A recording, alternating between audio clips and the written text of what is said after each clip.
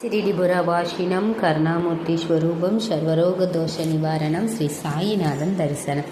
ஓம் சாய்ராம். என் அன்பு குழந்தையே, நீங்கள் என்னிடம் பல நாட்களாக பிரார்த்தனை செய்து வருகிறீர்கள். நீங்கள் என்னிடம்தான் பிரார்த்தனை செய்கிறீர்கள் என்று எனக்கு தெரியும். இப்போது உன்னுடைய ஆசை நிறைவேற்றுவதற்கான கடைசி தருணம் வந்துவிட்டது. இதுவே கடைசி வாய்ப்பு என்றும் நான் உனக்கு சொல்ல முடியும். எனவே கவனமாக கேள். சாயின் இந்த வார்த்தைகளின் அர்த்தத்தை நீங்கள் புரிந்து கொள்வீர்கள். எதற்கும் நீங்கள் நிறைவேற்ற விரும்பினாலும் நேரம் காலமும் அவசியம். நிச்சயமாக நாம் அனைவரும் ஒன்று கூடுவோம் குழந்தையே. அந்த நேரம் வரை நாம் பொறுமையாக இருக்க வேண்டும். இல்லையெனில் எல்லாம் இப்போது நடக்க வேண்டும் என்று நாம் நினைத்தால் அது நடக்காது. அது நடக்க வேண்டிய நேரத்தில் நிச்சயமாக நடக்கும்.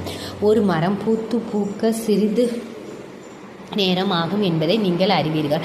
அந்த நேரம் வரை நீங்கள் காத்திருந்தால் மட்டுமே நறுமணம் வீசும் அழகான பூவை பெறுவீர்கள். இதற்கிடையில் நீங்கள் எத்தனை வாளி தண்ணீர் ஊற்றினாலும் விரும்பிய பூ கிடைக்காது.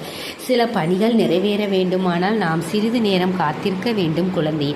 நேரம் வரும் வரை நாம் காத்திருக்க வேண்டும். நாம் பொறுமையாக இருக்க வேண்டும். அப்போதுதான் திட்டமிடப்பட்ட விஷயங்கள் எதிர்பார்த்தபடி நடக்கும்.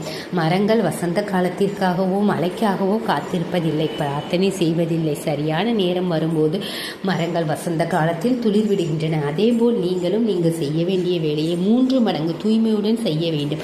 பலனுக்காக காத்திருக்காதீர்கள். அர்த்தமற்ற எதிர்பார்ப்புகளுடன் நேரத்தை வீணாக்காதீர்கள்.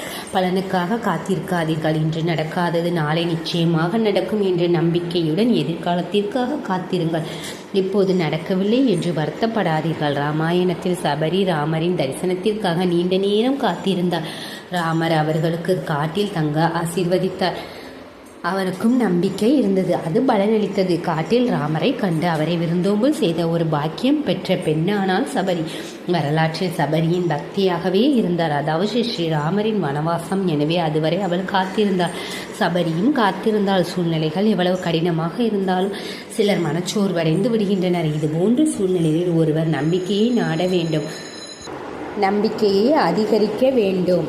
சில எதிர்மறையான சூழ்நிலைகள் இருக்கும்போது கடுமையாக இருக்கும். அதிலிருந்து வெளியேறுவதற்கான தீர்வுகளை பற்றி ஒருவர் சிந்திக்க வேண்டும். ஆனால் எப்பொழுதும் விரக்தி மட்டும் அடையக்கூடாது. வாழ்க்கையில் ஏமாற்றம் அதை அதிகரிக்கக்கூடாது. வாயுணர்ந்து இலங்கையில் சீதையை தேடும்போது சோர்வடைந்து ஓடிவிட்டார். அவர் சோர்வடைந்து தனது உடலை தியாகம் செய்ய துணிந்தார். அந்த நேரத்தில் சீதை கிடைத்து விட்டாள் என்ற நம்பிக்கை அவரது இதயத்தில் எழுந்தது. அவர் தனது முயற்சிகளை தொடர்ந்தார். ஹனுமன் சீதையை கண்டுபிடித்து ராமரின் பணியை முடித்தார். அதனால்தான் ஒருவர் எப்போதும் தனது மனதில் நேர்மறையான எண்ணங்களை வைத்திருக்க வேண்டும். இவைதான் ஒரு நபரை வெற்றிக்கு இட்டு செல்லும். ஒரு குழந்தை கடினமான சூழ்நிலைகள் அவரை சூழ்ந்திருக்கும் போது அவற்றிலிருந்து தப்பிக்க முயற்சிப்பதற்கு பதிலாக சிலர் மற்றவர்களை குறை கூறுகிறார்கள். நீங்கள் அதை ஒருபோதும் செய்யக்கூடாது. உண்மையில் உங்கள் மகத்துவம் நீங்கள் செய்யும் விஷயங்களில் உள்ளது. உங்கள் சூழ்நிலைகளுக்கு உங்கள் மௌனம் ஓரளவுக்கு காரணம் என்பதை நீங்கள் அறிந்து கொள்ள வேண்டும்.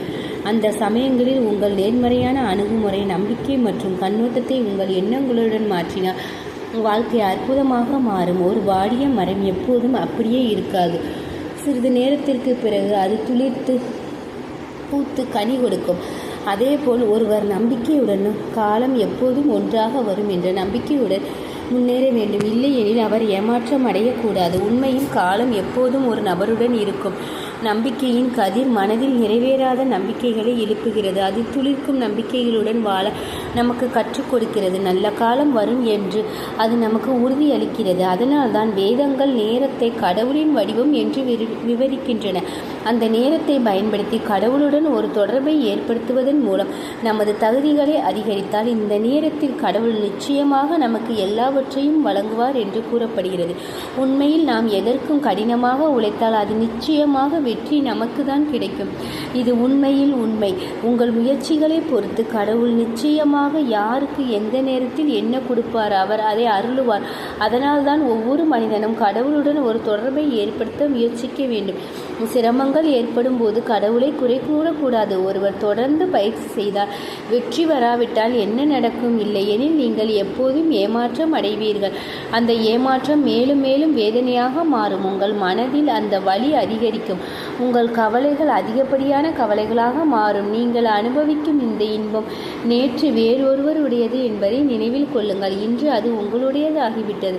நாளை அது வேறொருவருடையதாகவும் இருக்கலாம். எனவே மாற்றம் என்பது ஒரு இயற்கையான செயல்முறை. எனவே இயற்கையில் இயற்கையாக இருப்பதை பற்றி ஒருபோதும் சிந்திக்காதீர்கள். காலம் கடந்து செல்லும் போது உங்கள் நேரம் நிச்சயமாக வரும் என்பதை நினைவில் கொள்ளுங்கள். நீங்கள் கடவுள் மீது முழு நம்பிக்கை வைத்திருந்தால் எந்த சூழ்நிலையிலும் அந்த நம்பிக்கையையும் தைரியத்தையும் இழக்கவில்லை என்றால் உங்கள் சக மனிதர்களிடம் நல்லதை மட்டுமே நீங்கள் காண முடிந்தால் அவர்களின் கெட்ட குணங்களை நீங்கள் புறக்கணித்தால் நீங்கள் உங்களுக்கு நல்லவராக இல்லை என்பதை நீங்களே பார்க்க வேண்டும். உங்களை நீங்களே ஆராய்ந்து உங்களை நீங்களே மதிப்பாய்வு செய்து சரியான பாதையில் நடந்தால் வெற்றியை தவிர வேறு என்ன உங்களுக்கு வரும்? சொல்லுங்கள் குழந்தையே. சாயி என்ற நாமம் இந்த பிரபஞ்சத்தில் தெய்வீக உறைவிடம் என்று நீங்கள் எப்போதும் நம்புகிறீர்கள். நான் பாபாவின் நாமத்தை உச்சரிப்பதால் எனக்கு நிச்சயமாக நல்லது நடக்கும். இந்த வார்த்தைகள் அனைத்தையும் உங்கள் மனதில் நிரப்புங்கள். கடவுளின் நாமம் பாவ மலைகளை கூட நசுக்கி தரைமட்டமாக்க முடியும். நான் என் சாயிடம் பிரார்த்தனை செய்கிறேன். நான் வெறும் 10% மட்டும் முயற்சி செய்தால் 90% சாய் நிச்சயமாக எனக்கு வெற்றியை மட்டுமே தருவார் என்ற முழு நம்பிக்கையுடன் நீங்கள் உங்களது முயற்சிகளை கடினமாக செய்யுங்கள். கண்டிப்பாக சாய் உங்களை வெற்றியடைய செய்வார். ஓம் சாய்ராம்.